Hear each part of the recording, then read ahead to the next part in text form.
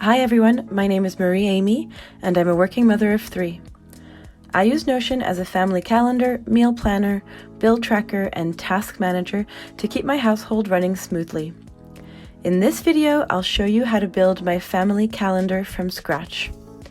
If you're not sure what it looks like or how it works, you should first check out my family calendar tour, which is linked below, and will tell you everything you need to know about how I use this calendar for my family. If you're ready to jump in and create your own calendar, let's get started. This tutorial is designed for people with a basic understanding of Notion, but even if you have zero Notion experience, you should be able to follow along as I try to break down every step. If this is all a bit much, don't worry, you can just access the template for free without building it yourself. As always, feel free to leave any questions and comments below, and please remember to like and subscribe if you enjoyed this video. Okay, let's dive in. Let's start with a brand new page, which we'll call Family Calendar, and I'll add this little T on the end to show it's a template and differentiate it from my personal one. Now that we have that, we can hide the navigation menu so we have more room to work with. Let's add an icon to this page. You guessed it, a calendar. I'm going to keep all of the icons green for consistency across my pages and systems. Next, we are going to click Empty Page. In Notion, pages can be one of two types, what I like to call a multi-block page or a full-page database. This page, which is going to be our dashboard, will be a multi-block page. The next thing we'll do is add a subpage, and this will be our only subpage. So hover around until you see these 6 dots, and then click to the right of it and type in /page. Here's our new page. Let's call it Family Events. This one is going to be a full-page database. We're going to click on Table, as that is the type of database we want to view. The options below that are also full-page databases and are just different ways of viewing the same data. We'll use some of these other views a bit later. You can pull data into this table from an existing database, but in this case we want something brand new, so we'll click New Database. I'm going to add an icon by clicking Add Icon up here. I'm going to pick a slightly different calendar for this one. Next, we're going to customize our database. Let's first rename the view to All Events. So click Table, Rename, and type in All Events. We're going to be adding 3 additional views shortly. This view, as the name suggests, will include every family event. We can now rename our title column to Event Name. An event name can be whatever you want, Christmas 2023 or Playdate with Benji, for example. We don't need tags, so let's change the property type from multi-select to date. We'll rename this property Event Date up in the field at the top. Note that Notion dates can be a single point in time or a duration if you include an end date. You can include a time if you want to, but this isn't a requirement. Next, we're going to add a formula property. We're going to add a few of these to parse out our event date. Formulas are generally considered an advanced feature, but once you understand the basic logic, it's really not too hard. If you do want to understand formulas in depth, I suggest William Nutt's tutorial. For now, you can just copy and paste what I give you. So, let's select Formula as our property type, and let's rename that to Event Time. And now click Edit, and you'll see a box where you will enter in the formula. Let me go grab my formula and paste it in here. All of the formulas that I use are in the description below. Once you've got that formula in, go ahead and click Done.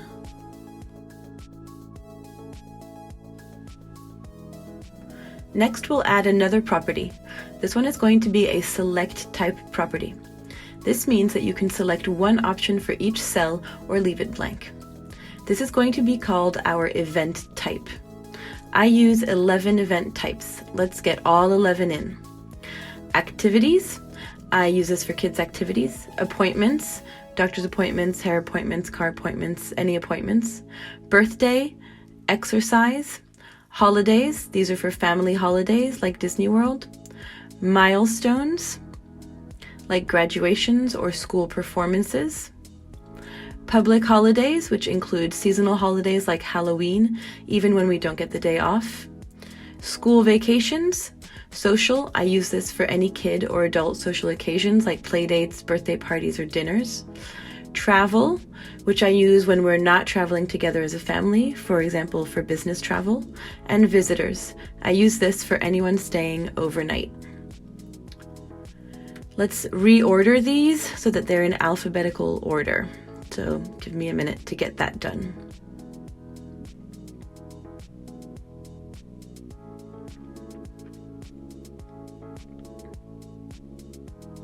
Great. The next property is another select property, this time for your family members. So let's click select, add an option, and we'll name this family members first. Add an option, and then we'll add mom, partner, child 1, and child 2. Of course, you can add whoever you'd like to add. We can reorder these, and then we can change the colors so they're a little bit nicer. I prefer orange for myself.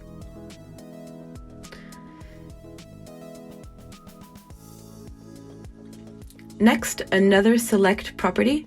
We'll call this recurring. I use this to show whether an event is recurring or not. Right now, it doesn't drive any views or formulas, but I'll use it next year to double check whether I've missed any recurring events when I'm planning out my year. So our two options are recurring and ad hoc. And let's resize these columns a little bit so we're not taking up room unnecessarily.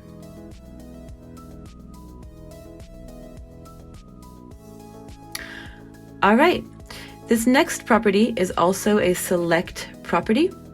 We'll call this actions, and the options will just be yes and no. We'll come back to this property in a bit. Now we have a couple more formula properties. This first is a formula to pull out the weekday from the event date.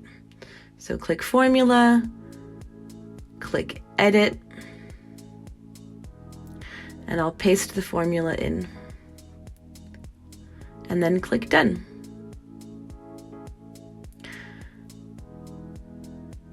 And lastly, one more formula to pull out the event year. So let's hit formula, call this event year, click edit, and I'll paste my formula in, and click done. Okay.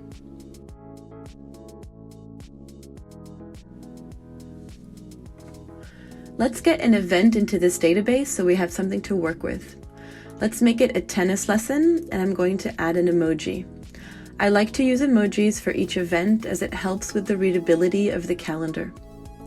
Let's say the event date is today, and we'll include a time, so toggle that on, and we'll say 3:45.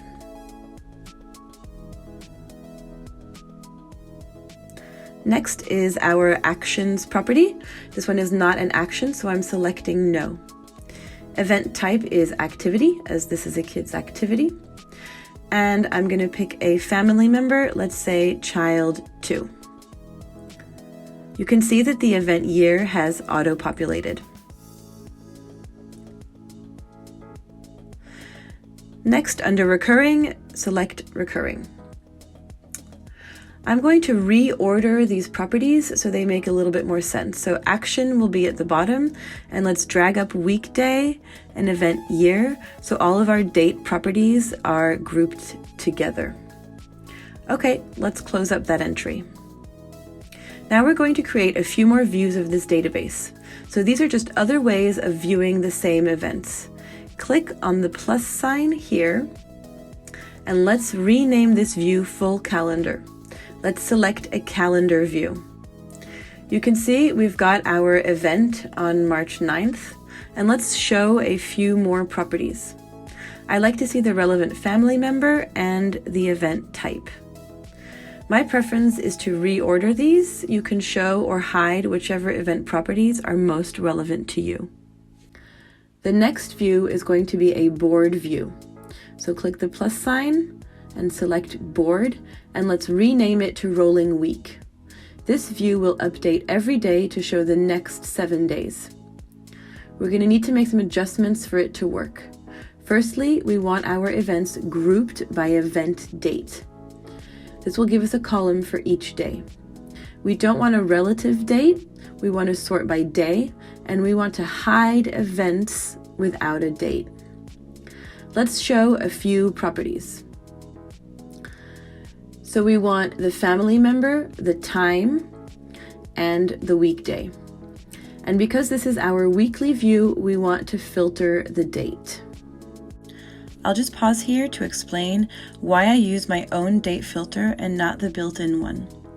If you click filter, select event date, this should say is relative to today, and you select this week, it'll show you the current week.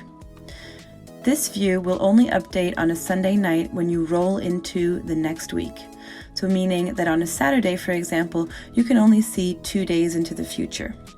I always want to be able to see 7 days into the future. You can get very close to achieving this by using the next 1 week view. However, note that you actually get 8 days worth, so today and the next 7 days. So you have a double up on 1 weekday, and sometimes that messes with my views. So it's a very minor quibble, but I prefer to use the filter that I've created. So the filter shows today and the next 6 days, 7 days in total. You can, of course, use whichever one you'd prefer. So let's go back to all events and create one more property. Click the plus sign, and this is going to be a formula property, and we're going to call this next 7 days. Click formula edit, and I'll paste the formula in here for you, and click done. So you can see that today is checked because it's in the next 7 days. Going back to our rolling week, we can apply this filter. So look for next 7 days, and it should be checked. And now this will show you the next 7 days in your calendar for your rolling week. Let's go back to the All Events database and add another entry. So duplicate the entry that we've got, and let's change the family member and the time to 12:45. You can now see there are 2 events in your full calendar, and those same 2 events in your weekly view. We want to add a sort to our weekly view, so click Sort and select Event Time and make sure that says Ascending. These were already in the right order, but that's not always the case, unless you have this sort in place. Let's tweak one more thing. I like the weekday to be at the top of the card, as this most closely resembles a weekly planner. So I'm reordering these properties. You might be thinking that I should just group my board by weekday, but the reason I don't do that is because Notion doesn't recognize a natural weekday order. It can order the days alphabetically or according to a static order you've set. The static ordering of the days of the week, i.e. Monday 1st or Tuesday 1st, isn't compatible with a rolling week whereby the first day changes every morning. So this is the best workaround I've found. Okay, next we're going to add some entries which are not actually events, but will be pages in our event database where we bulk add events. Our first one will be Add Recurring Event. The icon for this will be a plus sign, and let's make it pink.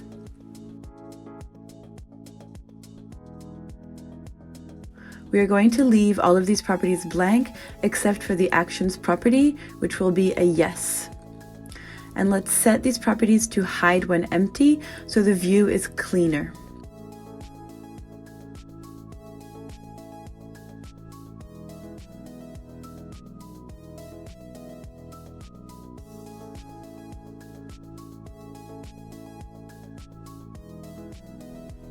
Okay, let's see this as a full page, and we're actually going to make this page full width so we have more space to work with.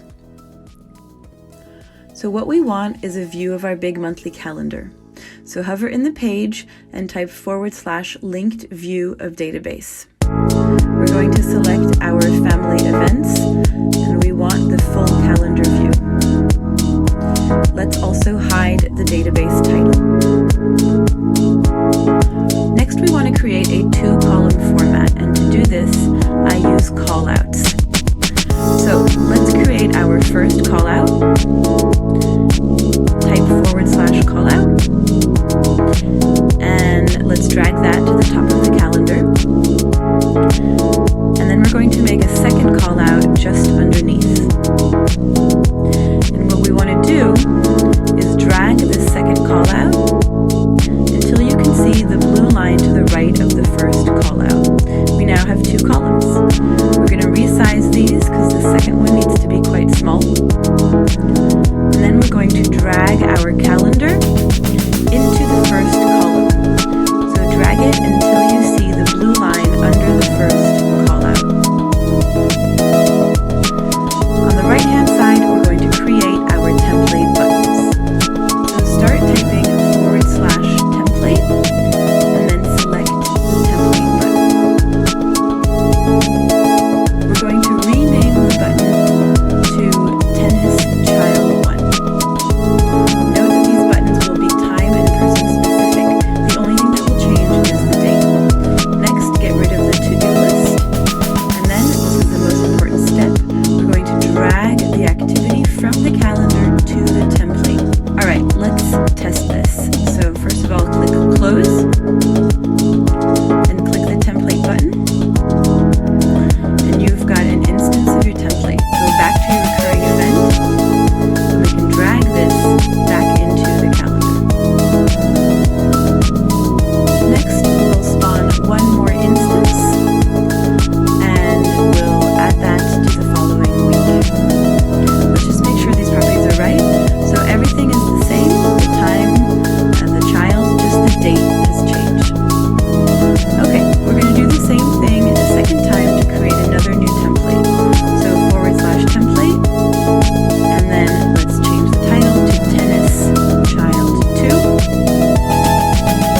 We'll get rid of the to-do list. We'll drag the activity into the template, click close, and now we have our 2 templates, and let's test them. So one instance, a second instance, and then I'll drag these into the 9th and into the 16th. And the last thing that we're going to want to do is get rid of the callouts because we no longer need them. They've served their purpose. So let's go back to our events database, and we'll just get rid of this empty row. The next thing we want to create are our page templates. These are very simple, just an icon and an event type. It just saves me a few clicks when I'm adding events on the go. So to create a template, go to the little arrow in the blue box and select New Template. And you can see that you're adding a template thanks to the little banner across the top. We're going to make 1 template per event type.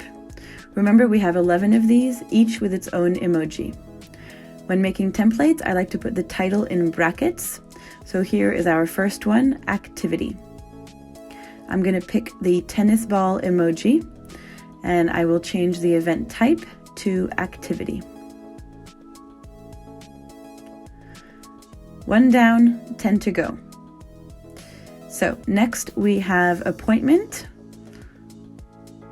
and the emoji for that is a calendar icon. And I'll change the event type. Okay. Next we have Birthday, and this is going to have a cake emoji. And let's change the event type to Birthday. Okay. Next we have Exercise. And let's grab an emoji for that one as well. we'll go with the little weightlifting man and get the event type in there.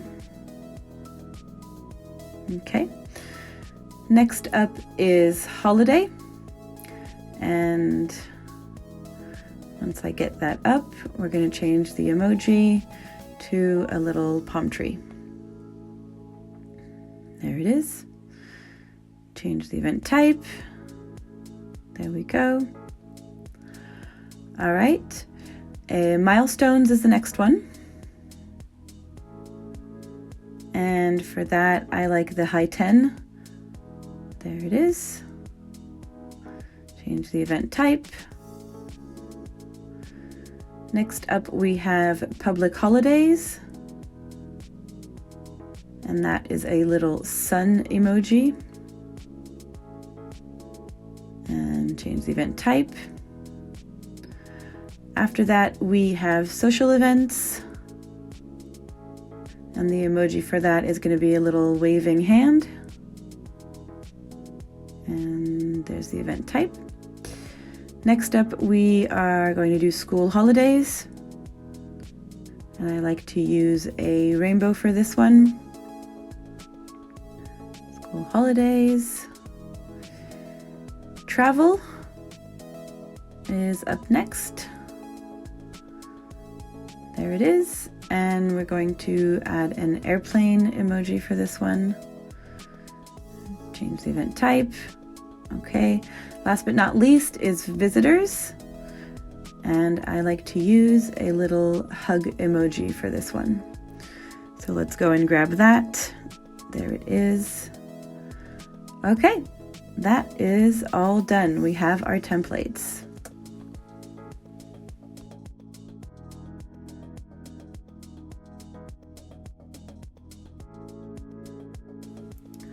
All right, well done for making it this far.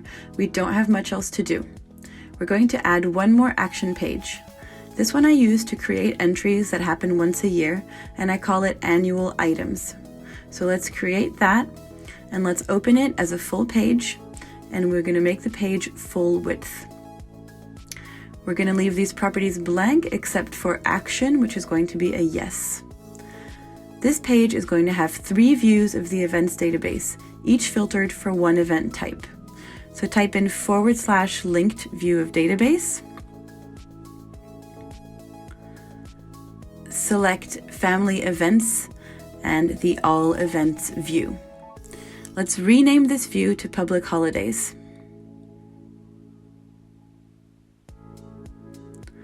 Let's hide the database title. And next, let's filter by event type and choose public holidays. It's blank as we haven't entered anything yet. We also want to add a few more filters. These are called forcing functions.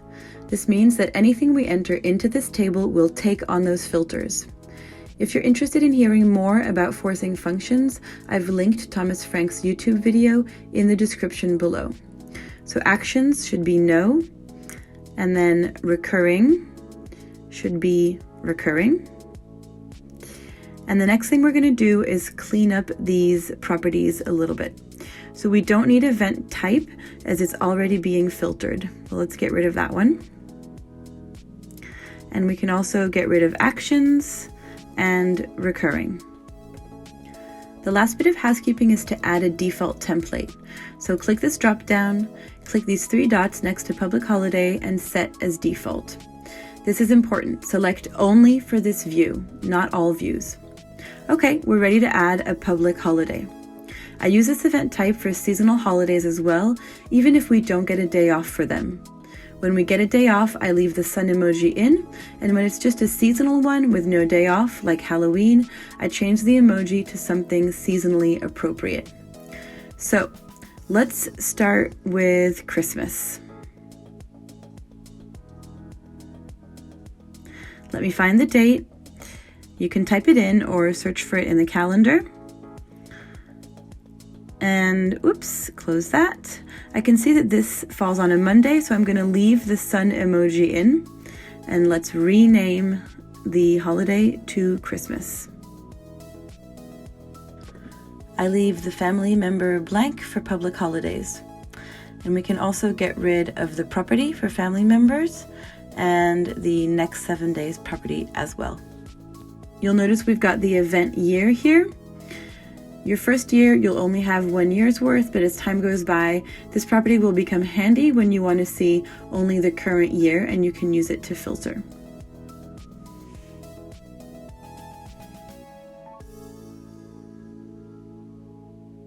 Okay, let's add some more items. How about Halloween and the 4th of July?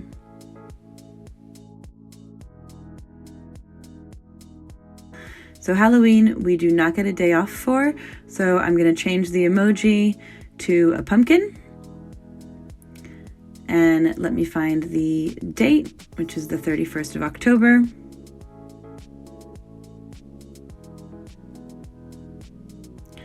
And then we'll do the 4th of July. So that is an actual public holiday, so I'll leave the sun emoji in. Let's rename that and find the date. There we go.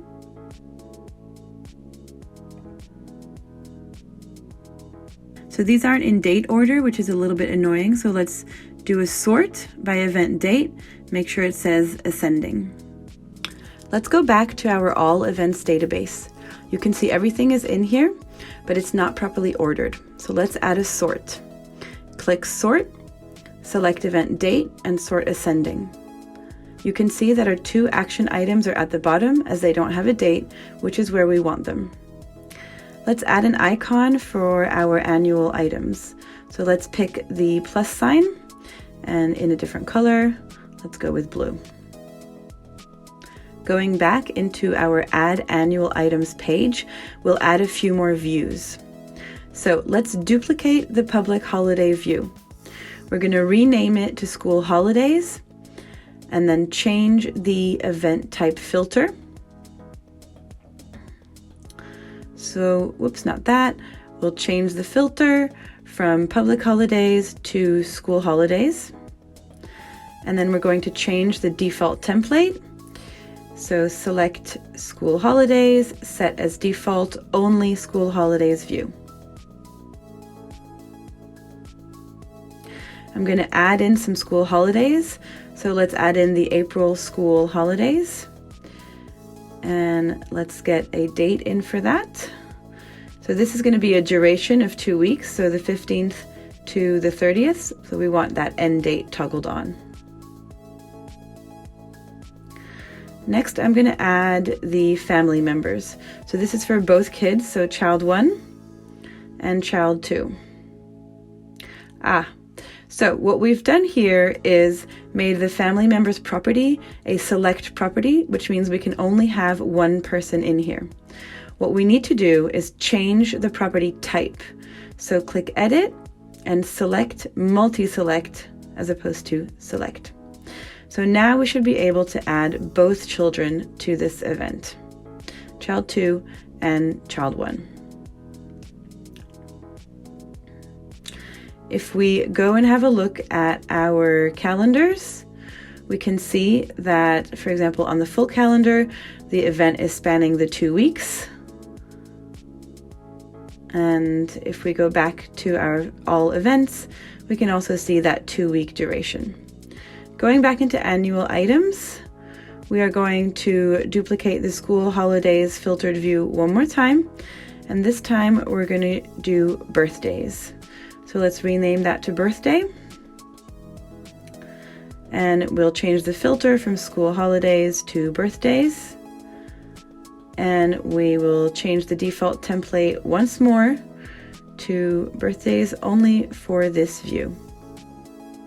I'm going to add my own birthday in. So my birthday, we'll select the date. Here we go. And I am the relevant family member. Okay, let's go back to the all events database and we need to create one more view. Click the plus sign and then select gallery view. Let's rename it Add Events. Let's change the card preview to page cover and click Done. So now this is where the utility of my actions property becomes apparent. We only want to see our bulk adding pages. So click Filter, Actions, and select Yes. Now we're left with just those 2 pages. So when you want to bulk add events, you don't need to scroll through all of your events to find these pages. Just come straight to this gallery view. Okay, the last thing we need to do is to customize our dashboard. So here we are back on our dashboard. It does look a bit empty. So let's first add some callouts and columns. So just like last time, create 2 callouts and drag the second one to the right of the first.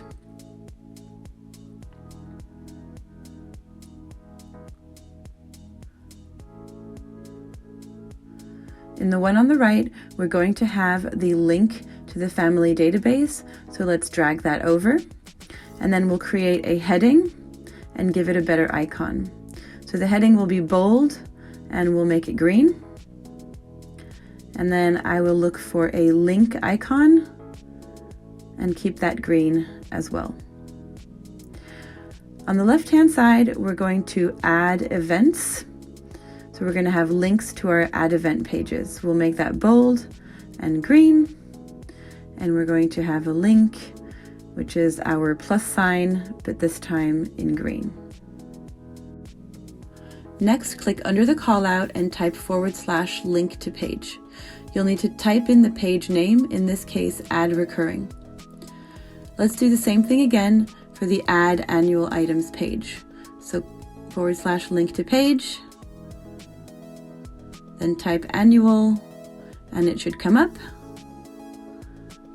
Okay, now let's drag both of those into the callout. Great, so next we'll add our rolling week view. So type / linked view,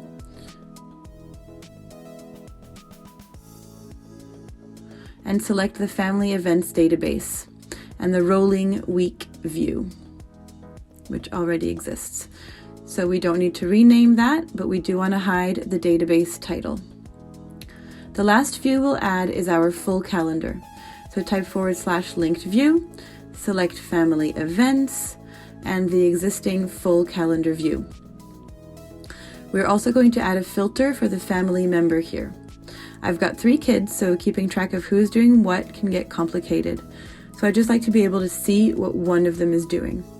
I'll keep the filter cleared for now, but if I need it, it's there. I'm also going to make this page full width so our calendar view is easier to read. The very last thing we need to do is to add covers to all of our pages. I like to reuse the same cover image across all of the pages in one area of my family Notion setup. This gives me good visual consistency. What I do is that I reuse one image in various positions. So go to Add Cover, and then Change Cover. Go to Unsplash, and type in Beach, and this is the picture that I like to use. And we're going to do the same thing on our family events database. So click Add Cover, Change Cover, go to Unsplash, type Beach, and select the same photo. And we're going to do the same thing again under Add Annual Items. And with this one, I'm going to reposition it a little bit so the picture is slightly different. And same thing for Add Recurring Event. There we go. And I'm going to reposition that one a bit as well. Whoop, okay, there we go. I'm going to reposition it there. Okay, we've finished creating our family calendar. So congratulations for making it to the end of this tutorial. We've created what I think is a flexible and practical family calendar, and maybe you've learned a few Notion tricks along the way. If you have any feedback or questions, please leave them in the comments section below. There's a ton of information in the description, including the formulas I used, timestamps if you're looking for a specific spot in the tutorial, and links to more useful videos. If you enjoyed this video, please remember to like and subscribe. And if you're interested in other ways I use Notion to manage my household and my mental load, please check out my other Notion tours and tutorials. Thank you for watching.